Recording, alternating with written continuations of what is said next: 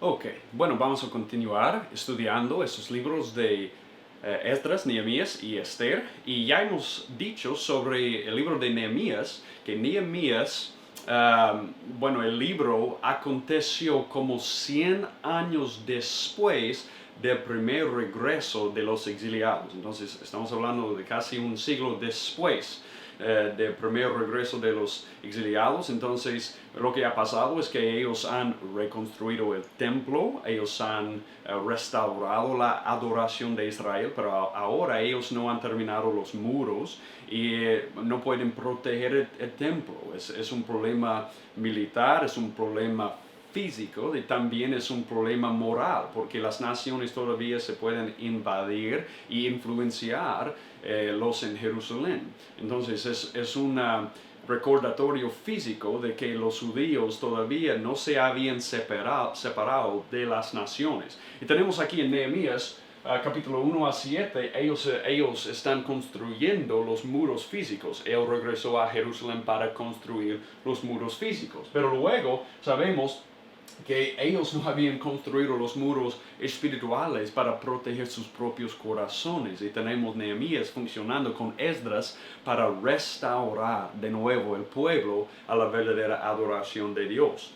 Una cosa que podemos ver aquí en Nehemías, que vimos también en Esdras, es la oposición de las naciones. Los que habían invadido, que se habían invadido durante el periodo del exilio, están ahí también para burlarse de los judíos y para causar una distracción al trabajo. No, tanto para el templo y para el trabajo en los muros. Entonces, lo que tenemos en Nehemías capítulo 4, después de que él había orado en capítulo 1 para confesar el pecado del pueblo, para pedir que Dios les ayude, ¿sí? Conforme con su gloria, después de que él había ido para pedir permiso del rey para regresar a Jerusalén, que fue una cosa muy peligrosa ir al rey sin una invitación, especialmente dado que él era el copero, para probar cada cosa que el rey tomaba, para ver si había veneno o algo, para ir sin una invitación es algo muy peligroso. Y aquí en capítulo 4, por fin él está de regreso en Jerusalén como una década después de la segunda o el segundo regreso de Esdras.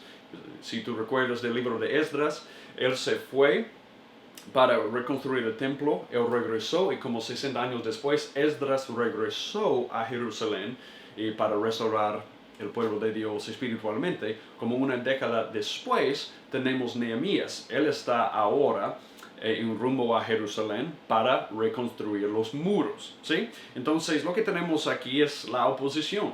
En capítulo 4 tenemos las naciones que se burlaban de los judíos por, bueno, este trabajo tan caro, tan difícil de reconstruir todos los muros de la ciudad. ¡Wow! Fue una gran distracción y también después ellos calumnian la reputación de Nehemías.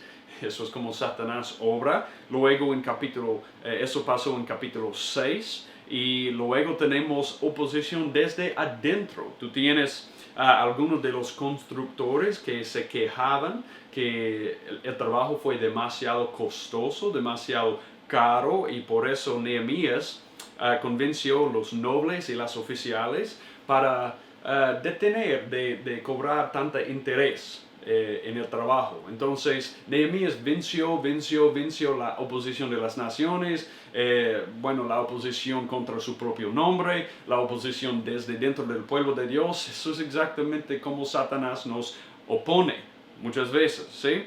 Pero al fin tenemos en capítulo 7, 73 esto.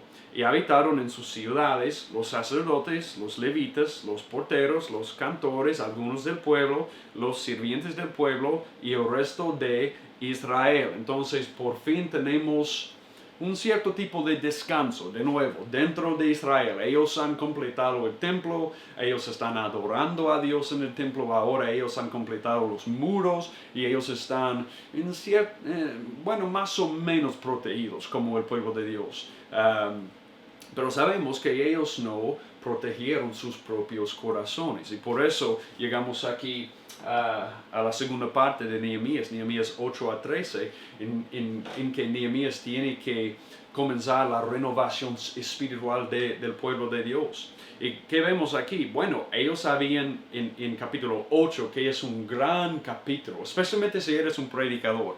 Tú debes leer capítulo 8, porque ahí es donde tenemos una gran definición de la predicación, que es exponer la palabra de Dios y dar el entendimiento de la palabra. Eso es lo que Esdras hizo.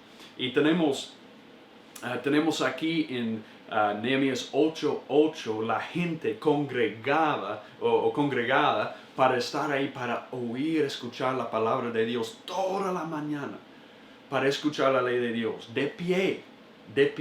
Y también después ellos enviaron de regreso a las casas, las mujeres y los niños, y los padres de las casas se quedaron para oír más. Qué ejemplo para nosotros como padres, que tenemos que guiar la familia en la palabra de Dios. Pero mira, capítulo 8:8.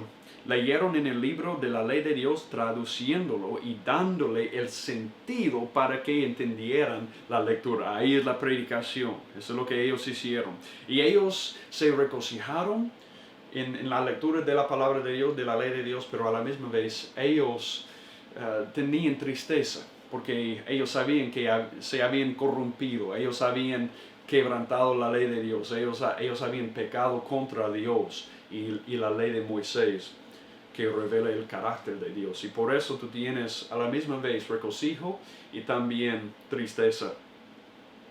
Pero aquí en capítulo 10, 29, tenemos ellos renovando el pacto de Dios. Mira capítulo 10, 29.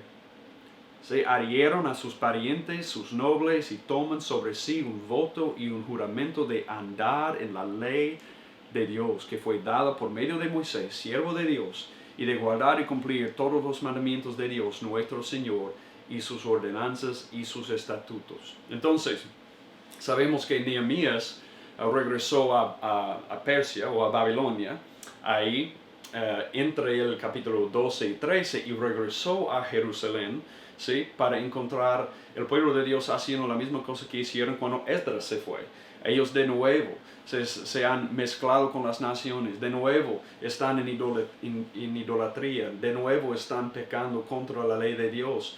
Y tenemos Nehemías ahí tratando de renovar, tratando de reconstruir los muros espirituales. Eso es lo que él hizo, y eso nos recuerda de que aún con el templo restaurado, aún con la adoración restaurada en Israel, aún con los muros para proteger la ciudad, todavía no hemos llegado al reino de Dios. Todavía no hemos visto el cumplimiento del reino de Dios, en que vamos a ver un pueblo, entonces, en que vamos a ser el pueblo de Dios, en que nunca vamos a pecar más. Vamos a ver un pueblo libre del pecado, libre de transgresión, libre de alejarse de Dios. No vamos a ver eso de nuevo. Entonces, esto nos muestra la fidelidad de Dios para proteger a su pueblo, pero a la misma vez eso nos queda con anhelos para algo mejor, algo más. Y ahora llegamos al libro de Esther. El libro de Esther. Yo no sé si ustedes pueden ver esto, pero Esther tiene 3 partes que yo voy a identificar: que Dios juzgará, Dios usa circunstancias y Dios salvará. Yo quiero recordarles que en este periodo de la historia de Israel, como en el periodo de Josué y Jueces y Ruth, y también en el periodo de primera y segunda de Samuel, primera y segunda de Reyes y también de Crónicas, tú tienes 2 libros avanzando la historia de Israel y un libro destacando una porción de este periodo. Entonces tenemos Esdras y Nehemías avanzando la historia de Israel, contándonos algo del avance de la historia, y tú tienes el libro de Esther aquí destacando una porción de este periodo. Entonces yo quiero que ustedes vean esto, y probablemente estamos alrededor de 480 o 470 AC, como 50 años después del primer regreso de los exiliados, ¿ok? Entonces estamos como 50 años después del primer regreso de los exiliados. Entonces tenemos este libro de Esther para contarnos algo muy importante. Interesantemente, en este libro nunca vemos el nombre de Dios. Y tampoco vemos muchas referencias religiosas. Yo creo que la idea es que en este libro, a pesar del hecho que no vemos el nombre de Dios, a pesar del hecho que no es tan obvio, Dios obviamente está trabajando. Él está haciendo algo en el pueblo judío. Él está protegiendo a su pueblo. Yo creo que eso es muy importante, dado lo que estaba pasando en Jerusalén, con todas las naciones atacándoles, ¿sí? Tanto en Esdras como en Nehemías, tenemos una historia aquí de cómo Dios va a preservar a su pueblo. Y a pesar del hecho que esto no es el reino de Dios cumplido como vemos en las profecías, Dios todavía está obrando aquí para preservar la línea del Mesías, para que el reino se cumpliera en el futuro. ¿Sí? Entonces, esto es el libro de Esther. Muy importantemente debemos ver esto como un tema del libro. Dios protege a su pueblo, incluso si no podemos ver cómo Él está obrando. Dios protege a su pueblo, incluso si no podemos ver cómo Él está obrando. Eso es importante. Dios está haciendo algo aquí en este periodo. Y bueno, no es el reino que ellos esperaban, pero Él está obrando para proteger y para preservar a su pueblo, para que Él pueda levantar su Mesías y culminar el reino de Dios en Él, que ellos esperaban. ¿Qué cosa? Entonces aquí tenemos un resumen del libro y yo quiero darles una idea de este libro para que tengamos esto en cuenta cuando estudiemos estos puntos. Esther. En los primeros 2 capítulos, una joven judía llamada Esther se levanta a favor del rey Asuero, de modo que la convierte en su reino. Ustedes recuerdan lo que pasó con Vasti. Ella rehusó el orden del rey y por eso el rey buscaba otra reina y encontró a Esther, y por la soberanía de Dios ella se convirtió en su reina. Su primo, el primo de Esther, Mardoqueo, escucha un complot para matar a Asuero. Entonces Mardoqueo se dio cuenta de un complot para matar al rey Asuero. Así le informa a Esther de esto. Esther alerta al rey y el complot se detiene. En el capítulo 3, los judíos enfrentan una crisis. Un hombre llamado Amán. Amán es un criminal. Amán es un criminal. Un hombre llamado Amán es promovido en la corte del rey y se ofende cuando Mardoqueo no le rinde adoración y homenaje. Entonces él está bien enojado. Él no puede creer que este judío Mardoqueo no se rindió a él, ¿sí? Como hicieron todo el resto del pueblo. Para vengarse, Amán no persigue solo a Mardoqueo, sino que busca un decreto para que todos los judíos en Persia sean exterminados. Esto es importante. Dentro de este periodo de Esdras y Nehemías, durante los regresos a Jerusalén, todavía se quedaron muchos judíos ahí en el reino de Babilonia y luego Persia. Entonces, esta historia sucede ahí en Persia, donde están muchos de los judíos todavía en el exilio. A pesar del hecho que algunos han regresado a Jerusalén para construir el templo, los muros, todo eso, tú tienes muchos ahí todavía en Persia que estaban sufriendo. Y ahora tú tienes un hombre ahí en Persia, Amán, que quiere exterminar el pueblo de judío que queda ahí. ¿Qué cosa? Entonces Mardoqueo persuade a Esther para que le ayude. Ella le pide al rey que perdone a los judíos y él toma medidas en su nombre. Mientras tanto, el rey, sin saberlo, humilla a Amán. Esa es una cosa que vamos a ver. Él tenía un plan para humillar a Mardoqueo, exterminar a los judíos y por fin ahorcar a Mardoqueo ahí en una horca que él había construido. Pero el rey humilla a Amán al obligarlo a honrar públicamente a Mardoqueo, y cuando el complot de Amán se frustra, él es ejecutado. Entonces, ¿qué cosa? Dios protegiendo a su pueblo y preservando a su pueblo. Bueno, esa es la primera cosa que yo quiero que ustedes vean. Que Dios juzgará. Dios juzgará. Amán es un arquetipo de los enemigos de Dios. Porque por atacar el pueblo de Dios, él está atacando a Dios mismo. Yo no sé si ustedes recuerden cuando Pablo estaba de regreso en el camino cuando Pablo estaba, no de regreso, pero en el camino a Damasco, ¿sí? Y cuando Jesús vino a él dice, Pablo, Saulo, ¿por qué me persigues? Y él dice, ¿quién eres, Señor? Yo soy Jesús, a quien tú persigues. ¿Por qué dijo esto? Pablo no había perseguido personalmente a Jesucristo. Él no estaba ahí probablemente, o tal vez estaba ahí para la crucifixión, pero él no participaba en esa parte. No. Pero por perseguir al pueblo de Dios, por perseguir a la iglesia, él estaba persiguiendo a Cristo. ¿Tiene sentido? Entonces, Amán hizo lo mismo aquí. Por perseguir al pueblo de Dios, con que Dios se identificó, él perseguía también a Dios. Y qué cosa peligrosa. Y sabemos que cuando uno hace eso, ellos enfrentan la ira de Dios, el juicio de Dios en esta vida o en la próxima o en los dos. ¿Sí? Mira esto, es interesante también que en la providencia de Dios, todos los planes de Amán fueron usados por Dios para cumplir sus propósitos. ¿Sí? Amán hizo sus propios planes para humillar a Mardoqueo, pero en lugar de eso Mardoqueo fue exaltado. Amán hizo su plan para exterminar a los judíos y para ahorcar a Mardoqueo, pero en lugar de eso él fue ejecutado. Dios usó sus propios planes para ejecutar sus propósitos. Yo no sé si ustedes recuerdan esto, pero si tienen la Biblia, mira conmigo Hechos 2. Yo quiero mostrarles un ejemplo de esto.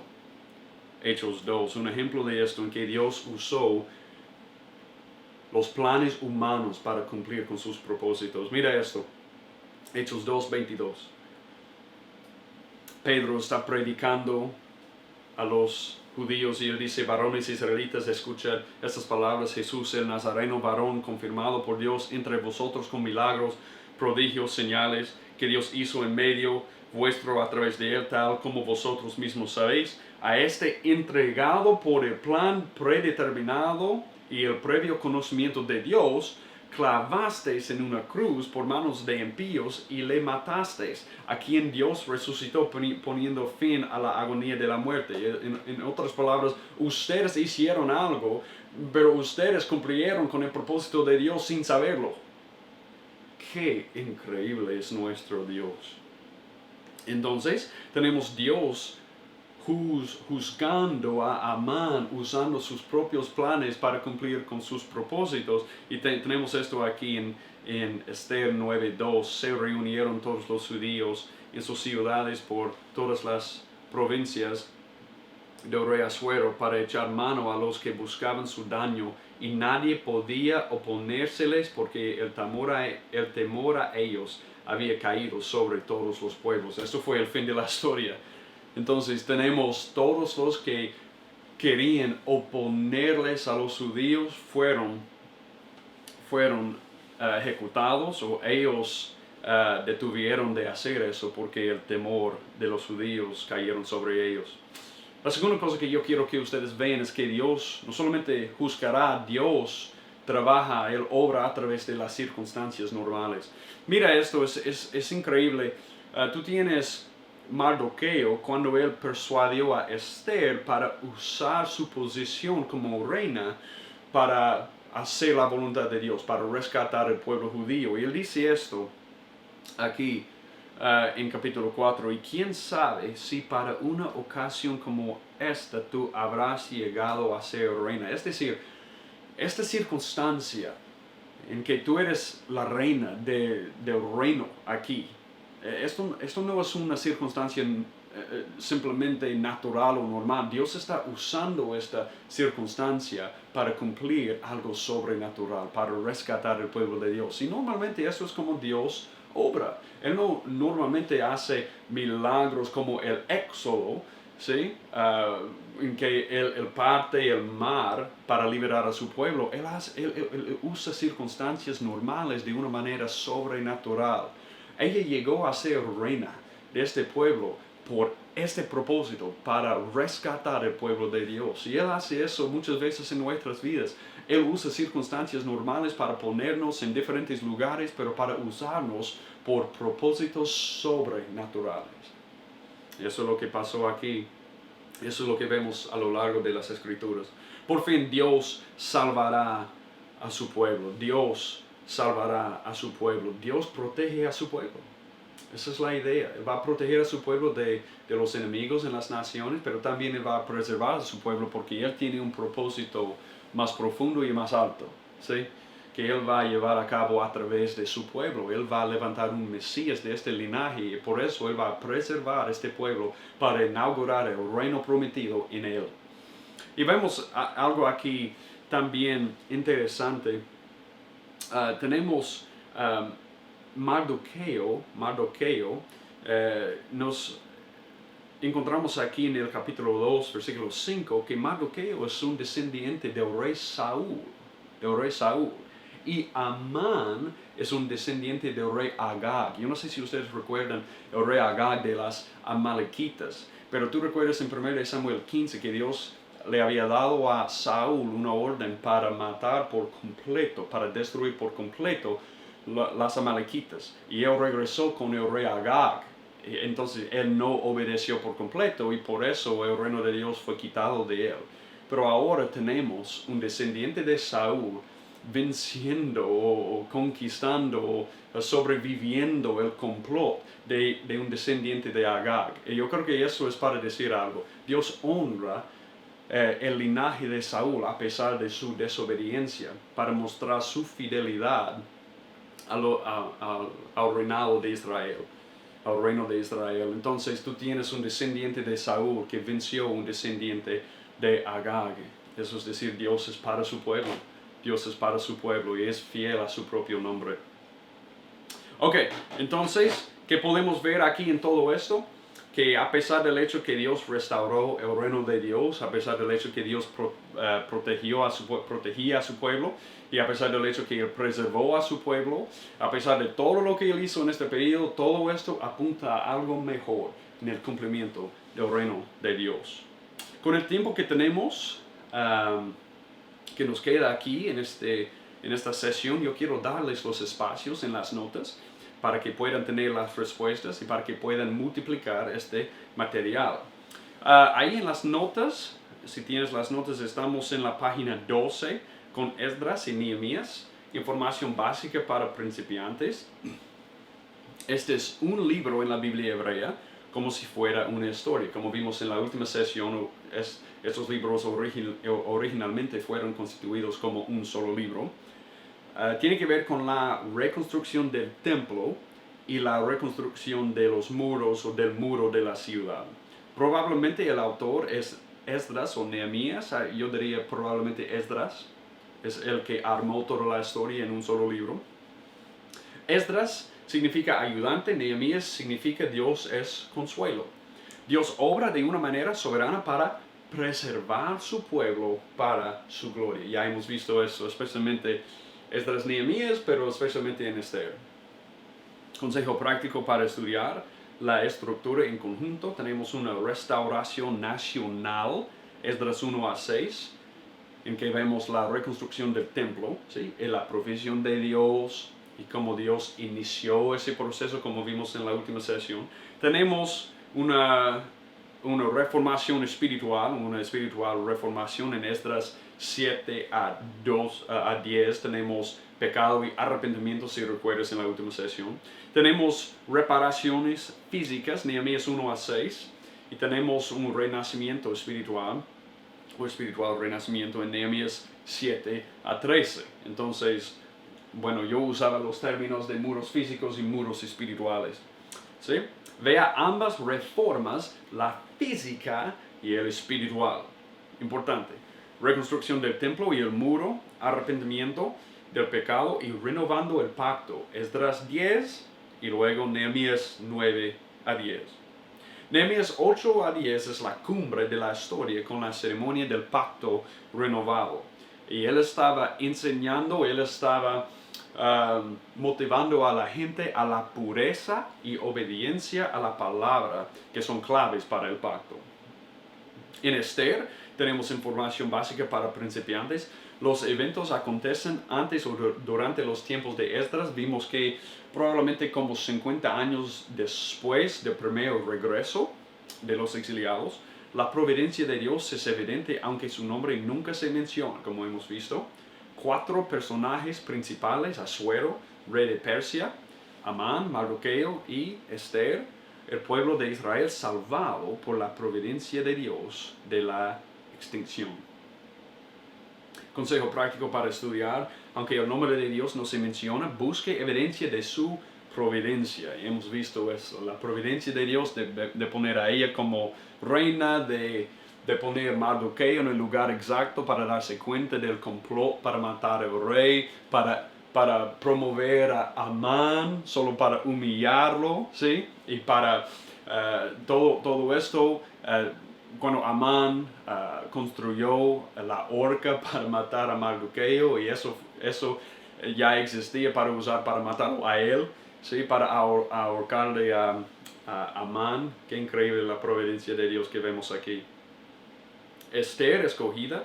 Mardoqueo descubre el complot para matar al rey, echando suertes para destruir a los judíos. Después de un mes sin comunicación, el rey le da a Esther la bienvenida en lugar de matarla por acercarse a él sin una invitación. El rey se preocupa en gran manera por el bienestar de Esther. Comparación entre Esther y Proverbios es Esther 3:7 con Proverbios 16:33. 5:9 a 14 con Proverbios 16:18, 7:10 con Proverbios 11:8 y 5:1 a 4 con Proverbios 21:2. Ustedes van a ver muchas conexiones entre los acontecimientos de Esther con la sabiduría que Salomón nos proveyó ahí y otros nos proveyó ahí en Proverbios. Reconozca la influencia de los justos sobre los perdidos. ¿Cómo podemos, aquí es una pregunta, cómo podemos aplicar a nuestras vidas la manera en que usamos nuestra influencia? Como hemos dicho y como hemos visto antes, Dios normalmente obra a través de circunstancias normales en nuestras vidas para hacer cosas sobrenaturales y para avanzar el reino de Dios. ¿Sí? Muy bien. Entonces, estos son los libros de Esdras, Nehemías y Esther. Y la próxima vez vamos a continuar en nuestro estudio del Antiguo Testamento y vamos a estar estudiando la literatura de sabiduría. Amén. Muchas gracias.